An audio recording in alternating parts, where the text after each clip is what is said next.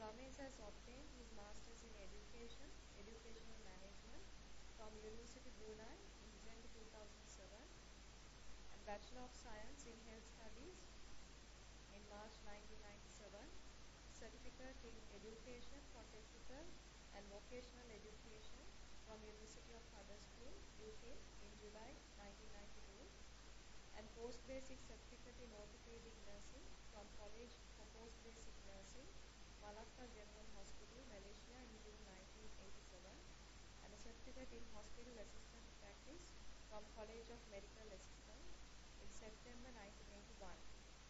Mr. Ramesh started his career as a medical assistant in the Accident and Emergency Department from September 1981 to March 1983 in Pahang.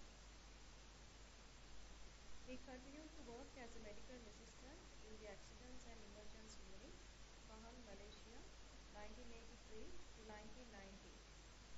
He became a clinical instructor and posted to Accident and Emergency and Orthopedic Disciplines at Seremban General Hospital, Malaysia, where he worked from 1991 to August 1992.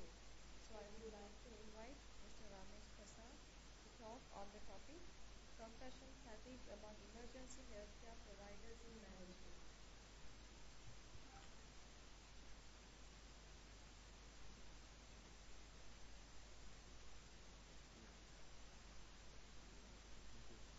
Thank you for that. Oh gosh, almost embarrassed now.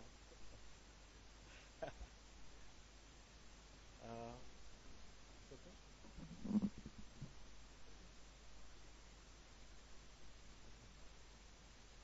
Yeah. So I have the distinction of being the last speaker. I know that I don't know what to say. Better I don't say what. Yeah, we'll just see what happens. Right.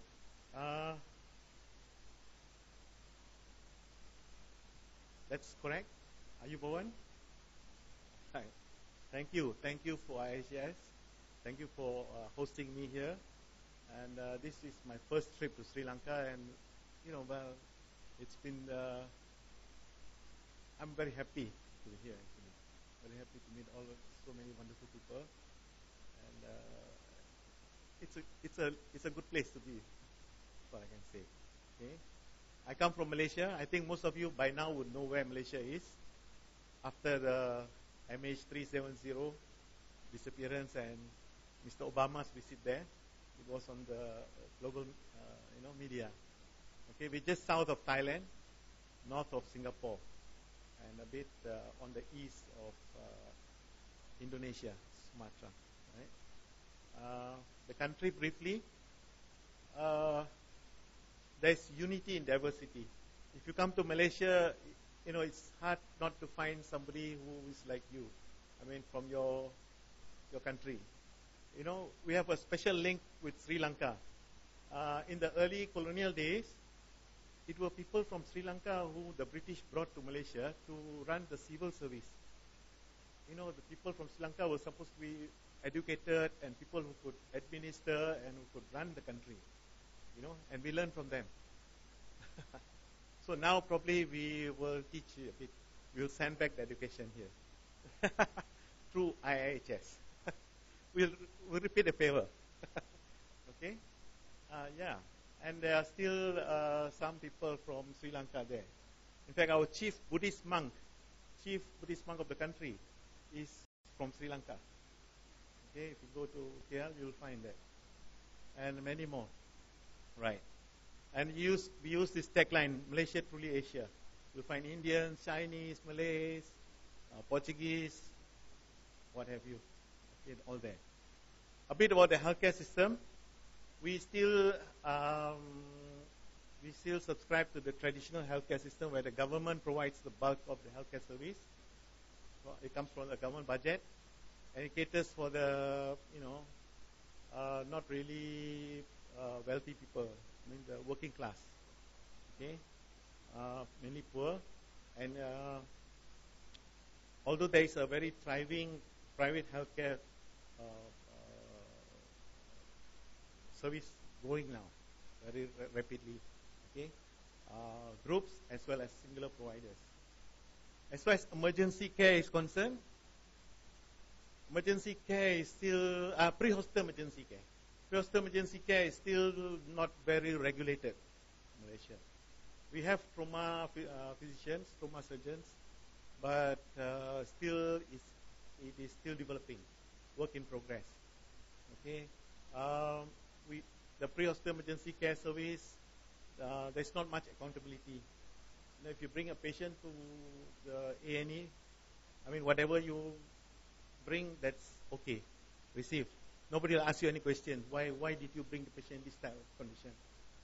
You know, before this, I was in Brunei actually once, worked there. It seems if you bring if you pass over a patient who has chest pain in Brunei to the external emergency department, and the person does not have oxygen and all that, the AA staff will not let you go. You'll be accountable for that. You know, they audit care. And they are very serious about how you do things. You know, so Malaysia is still, you know, people still get away with things. Okay, because the care providers, it's you know, we have NGOs like St. John's, Red Cross. We have private ambulance services which are run by anybody who has money to, you know, convert a van into you know, an ambulance. And of course, there are the universities who have the teaching hospitals. They also provide ambulance services, and the government. So there's a lot of different bodies, and they don't coordinate, and everybody just does what they, you know, feel is right. The country facts, parliamentary democracy. We have a king who is elected every 5 years among the different sultans. I mean, each state had a sultan, and I mean, they rotate among themselves. We have a prime minister, Dato Sri Najib Tun Razak. Population not very much from Sri Lanka. Sri Lanka is 21 million, I think. So we are about 29 million. Okay. Life expectancy 74, 78. Okay. Ladies have a slightly better lifespan. Okay. We have 14 states, and KL is the largest city. Okay, enough of that. Now, OUM, Open University Malaysia, that's where I work. We are actually about not far, you know, in age-wise with IIHS. Okay, we had this license to operate the university in the year 2000. When Dr. Mahathir was the Prime Minister, he was pushing for IT, multimedia super corridor. I think he invited a lot of people from Silicon Valley, California. You know, he wanted to really develop the country, and he was in a hurry. You know, with the Twin Towers and all, that's the time it came up, right? And then 1 year after the license, we had our first student intake. Okay, and we focus on working adults. We don't take students who are on full-time study basis. So anybody wishing to come to study in OUM, you need to find a job. You cannot get a student visa. Okay. I mean, talking about people from outside. But you can study from your own country because it's online. A lot of students study from Middle East. A lot of people enroll from other countries, and they study in your own home state. Okay, you just go for exams. Even you don't even have to go to Malaysia for exams. It can be done locally. Okay, and we leverage a lot on ICT. Okay. Our student population, we are actually very proud, one of the biggest in Malaysia now. About 112,000 students have gone through our university. It's quite big. Okay. And we offer about 55 different programs. We are governed by a panel of vice chancellors from public universities. Okay, it's very clever of the government. Okay, when they gave us a license, they made sure that we don't compete with the public universities. Okay, so the heads of the public universities moderate our programs and you know, how we run things. So one way is to keep the cost down. This keeps the cost down. So I mean, we don't really money is, you know, profits are not really the first criteria. Okay? And we have a lot of international partnerships. Okay, you can see in Sri Lanka we have 2 partners. and as well as in the Middle East, in Hungary, in Vietnam, and Maldives. Here we have a partnership. In Africa, growing in Africa now. Okay, and that's a breakdown of some of the programs we offer. About 50% is undergraduate degrees, and about 30% would be postgraduate, okay, and diplomas and all that. Okay. Learning style, self-managed learning. Okay, we don't have full-time lectures. The student, they're working adults. We give them the notes, they go home, they read, and we have online sessions with the students, forums, e-forums, and all that. Okay, and of course we organize seminars. Every semester, which is about 4 months per semester, we meet the students about 4 to 5 times. Okay, 4 to 5 times staggered over the 4 months, and then we take it on from there. And that itself is not compulsory. If the student doesn't feel like coming, it's all right. Okay, because you can always converse, link with the tutor through online forum. Okay. So, and also we don't have a big full-time staff list on our payroll. Okay, we have a big database of potential lecturers, tutors, who are actually drawn from industry. Okay, people from the industry who are experts and all that, who want to, who feel like wanting to contribute to teaching and learning. They come on board. They are appointed. We give them a short crash course on teaching methodology, and then whenever there is a demand for them, we tap their resources. Okay, they become our tutors. Okay, enough for that. Now coming to the main business of the day. Okay. The main business for the day, I had actually rephrased my title a bit. Earlier it was Healing the Helper. Healing the Helper. I thought the contents of my topic was not, you cannot heal. You can help. It's not something that you give a pill. It's not an infection that will go off after, because this is a behavioral issue. It will come again. It's something that can happen again and again. So you can only control it. You can only curb it. You cannot really eradicate things. Okay? Let's see how it happens. It's about compassion fatigue among emergency care providers. I think Tim talked about it. Talked about post-traumatic stress disorder just now. There are some related issues on that. Okay, probably it's about semantics, more sympathetic. Okay, let's see. Introduction. I'm sure all of us have, heard about, studies about stress. Studies about stress as, among the professionals, isn't it? Everybody who works will undergo stress. Is there anybody who says that, after some time of working, we don't feel we don't have any complaints? Or, I think all of us do that, isn't it? We all have our grouches, grudges, and, complaints. Why is it not like this? Why is it not like that? So stress is a common thing. Stress at the workplace is actually not a new issue. It has been debated. It has been studied. It has been, dissected, argued, from every angle. But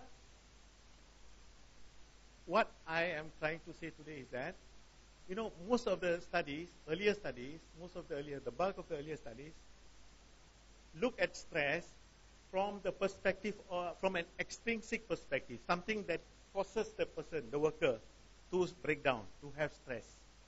Okay?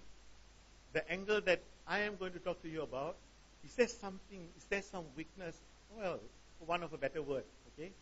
Is there something inside that person itself that makes the person more prone, brings the threshold down, that invites the trouble, the heart pain, the stress, the so-called stress. Is there something that we do as care providers that makes us vulnerable to this, So, is there something we could make ourselves more resilient, more stronger, to withstand this thing? It's a lifelong. We are on the job. You can't, I mean, it's not that you cannot change your job, but then, you know, we've got to find a way to cope with it, to live with it. Okay. So we have this study, Abendorf and Flannery. They look at nurses. They look at nurses who were showing signs of anxiety and blurring of boundaries. They were nurses, but they were doing things that were, everything else besides nursing. And they said, why was this happening among hospice nurses? And they found that 26% of these people were having a condition called compassion fatigue. Okay? There is a scale. Later on, I'll talk to you about the scale, compassion fatigue scale. And 78%, mind you, were in moderate to high risk category of having this stress. Okay? It's not confined to nurses. It's confined to a lot of other professions which involve helping, which involve caring, which involves providing support. So let's look at the theoretical perspective. This is actually the focus of my gist of my future study. Okay, professional nursing practice thrives within the context of a caring and empathic relationship. Empathy is important, isn't it, in nursing? I'm sure nobody will say that empathy, we can become thrifty on empathy. If you say that, then you'll be in trouble with your superiors, right? We all know that the more empathy you give, the better nurse you are, the more caring you are. But mind you, this same empathy can pull you down. Okay? Watson's theory. Watson's theory talks about relationship-based care. Okay? It says that for human caring to happen, a nurse has to forge an empathic relationship with the patient, isn't it? And it's not just, you must convey that feeling of empathy to the patient, to the client. And so there is this bond, and there is trust, and there is more, the relationship becomes more trusting. Okay? So empathy and engagement caring, what is it? Empathic care determines the level of genuine engagement. So it's not just lip service. It's not just, it's not patronizing. As we know, sympathy, isn't it? It's not sympathy, right? By the professional care providers towards the client. Genuine engagement influences the outcomes, such as quantum of job performance. If you genuinely care, you get happiness and satisfaction from the care by seeing the patient getting discharged, by seeing the patient getting better. Okay, there is genuine satisfaction. Okay, but there is a burden to this caring and empathic engagement. Okay, the state of heightened motivation and proactive drive for quality care provision can falter. It does not remain at the high level all the time. It can come down, isn't it? Because for the patient, probably the patient sees this one beautiful angel, very caring angel, nurse. But that angel has to care for the same care for every other patient, isn't it? For the patient, there is this nurse, but for the nurse, there is the next patient, and the next patient, and the next patient. So can we really sustain that, level of engagement, empathy and this engagement for everyone? Okay? Professional carers begin to feel exasperated, emotionally drained, and show signs of depersonalization. Okay? What is this depersonalization? Sense of detachment. Reflect back. After some time, I remember my days when I was younger. My lecturers, when we were in the clinical areas, when we say bed number 10, that's where the trouble starts. That's one of the signs of depersonalization, isn't it? It's not bed number 10. It's not the diagnosis of the patient with a fracture. No. It's the name of the person, the patient. That's what we were told, that, you must remember the name of the person that you are giving care for. Isn't it? That's what individualized care is all about, isn't it? Care planning and all that. It's not that bed number 10. It's not that patient with that fracture neck or femur or something like that. If that situation comes in, depersonalization has begun to set in. Because that's no more a human being. That's a problem now. That's that furniture at that corner. Isn't it? that you have to, fix, something that you need to fix. So be careful of that. Okay? And this is drawn mainly by chronic frustration. This sense of depersonalization happens because we get frustrated, we get tired. Our idealism is lost. That Florence Nightingale thing probably becomes a bit diminished. Okay? And become pessimistic. We begin to lose the belief that this patient will get well, and we all this negativity starts stacking. The professional quality of life begins to suffer. Okay, and who are particularly vulnerable? Doctors, nurses, paramedics, psychologists, mind you. Okay, social workers, teachers, clergymen, counselors, policemen, everybody. Okay, everybody who needs to give empathy care. Okay? Including academics like us. Okay? So what is this professional quality of life we're talking about? Just put it in context. A feelings-induced drive. Okay? To volunteer active involvement. Okay? And accomplishment at the workplace. So if you have this, that the idealism is still there. But you begin to lose on it, then that's where trouble is going to set in. Okay? It is the natural consequence of helping on the professional quality of workers. So this term, 2010, he talked about two poles or two paradigms. Okay? Compassion satisfaction or compassion fatigue. And this is his framework. Although I have put it up here, I actually challenged this framework by him. Okay? A person cannot have continuously, compassion, satisfaction all the time, perpetually. There will come a time when you will get fatigued. We are only human, isn't it? There will come a time when we will get fatigued, and we will not be fatigued all the time. There will be moments when the spark comes back. We get a bit rejuvenated, and it's not an end in itself. Okay, it's a shifting paradigm. Okay, and burnout is not actually as a cause of compassion fatigue.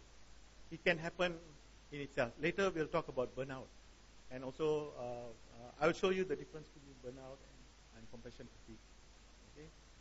Okay, there are some subtle differences. Okay. So compassion satisfaction is a positive aspect of a professional's quality of life.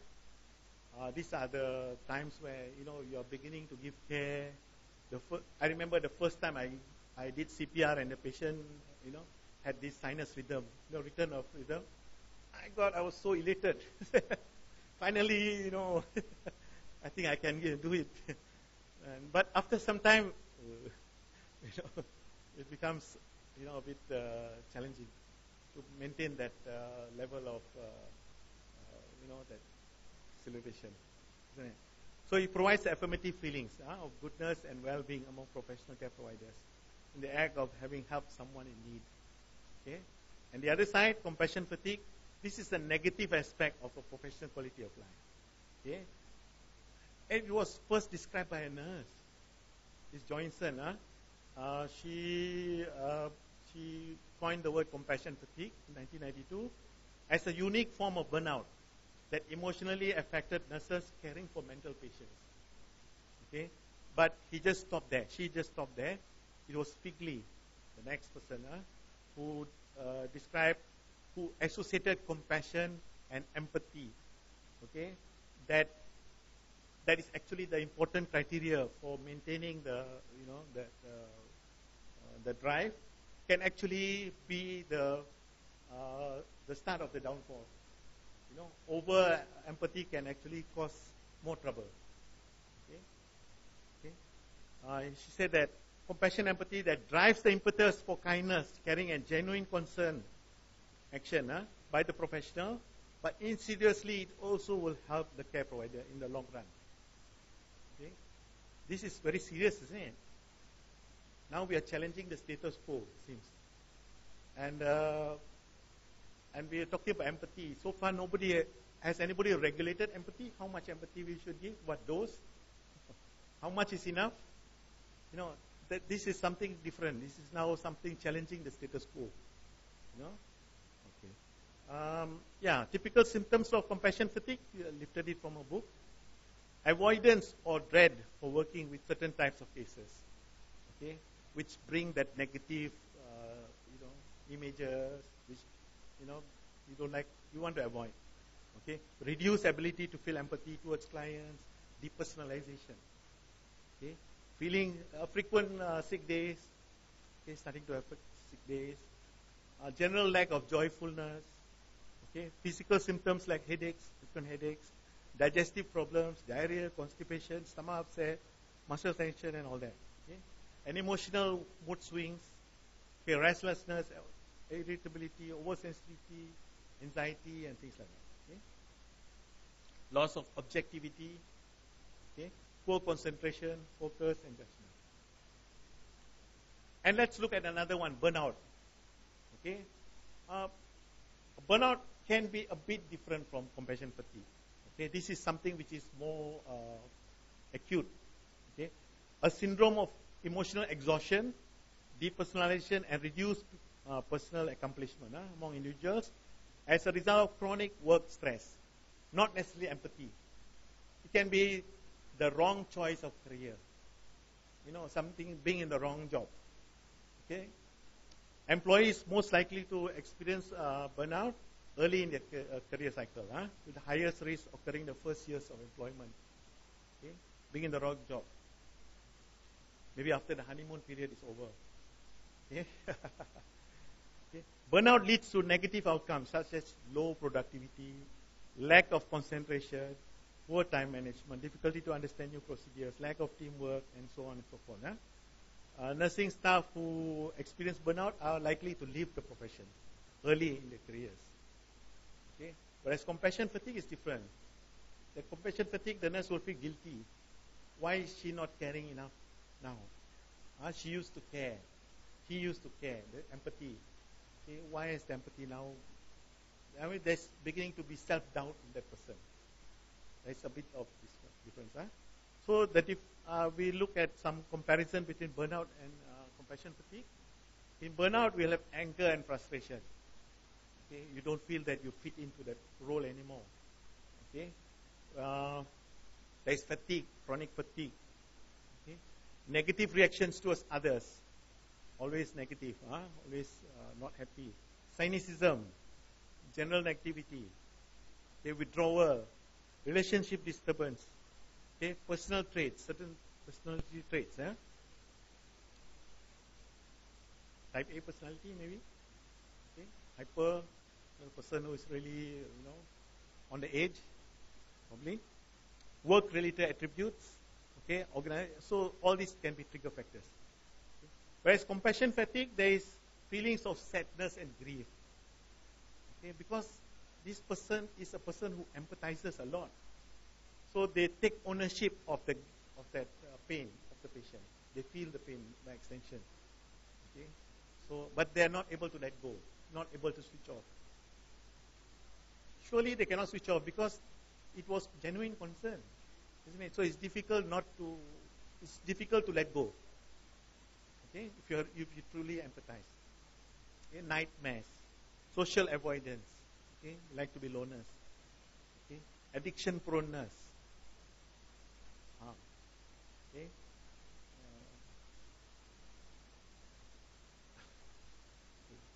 increase psychological arousal. Okay, feelings of witness guilt. Okay, detachment, decreased intimacy. And then the trigger factors can be empathy and emotional energy, draining of that. Prolonged repeated exposure to trauma and grieving incidents and stressful response to trauma incidents. I did a pilot study actually. I lifted this scale. It's in my reference by STEM 2010. And I tried to see if it actually, if the results would apply to my students back home in Malaysia. Okay, I teach a group of nurses who go on this trauma posting. Okay, trauma posting for about 2 weeks. Okay, 2 weeks, and those who had experience providing care to this trauma and grieving and all that. I gave this questionnaire to them, number 50 of them, and of course it's not a good sample because these people, one thing is that they knew that they were there for a short time. They were not really obliged to be an ideal, emergency care provider. They knew they were there just to, get the marks and go back. But then, did it affect them? Yes, surely you see that. Okay, we can see that line. Huh? I don't know how to show it here, but I mean, yeah, you can see it here. The green one is compassion fatigue, and blue is compassion satisfaction. You see when there is decrease in the blue line, there is an increase. There is a spike in the green graph, isn't it? Opposite. So it shows that this scale actually there is some impact there. Okay, there is some impact.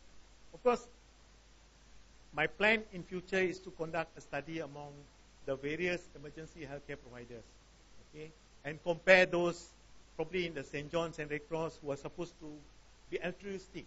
These are volunteers, isn't it? They should have an element of altruism in them. So does compassion fatigue get to them? And compare it with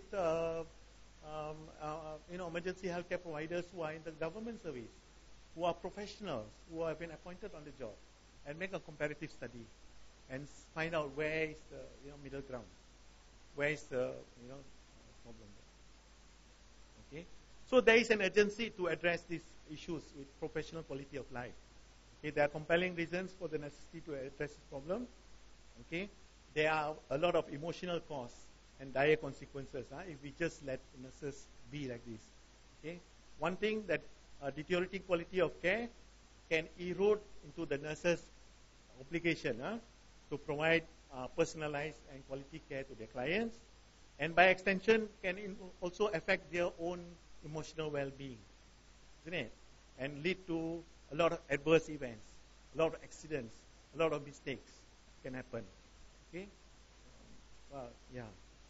and the stressful environment of the emergency healthcare service can also contribute significantly to threaten the well-being and staff morale. Okay, if it's left unchecked. Okay, and nurturing compassion satisfaction can help to avoid burnout, high stakes of staff turnover, and loss of experienced staff from the profession. Okay, so in conclusion, creating an ambience that enhances compassion satisfaction and it curbs compassion fatigue is a win-win proposition for all, the nurse, the client, as well as the management. So in summary, job satisfaction is a common idealistic aspiration among workers and management alike. Keeping a cordial work environment, especially away from fatigue and burnout, helps to increase productivity and minimizes injury. Promoting an atmosphere that nurtures this compassion satisfaction brings many potential benefits to the healthcare provider, nurse, and profession. And it's not the duty of one stakeholder alone. It's everybody. It's a collaborative effort. Okay, by the nurse, by the care provider, by the management, and other stakeholders as well. Okay? And these are my references.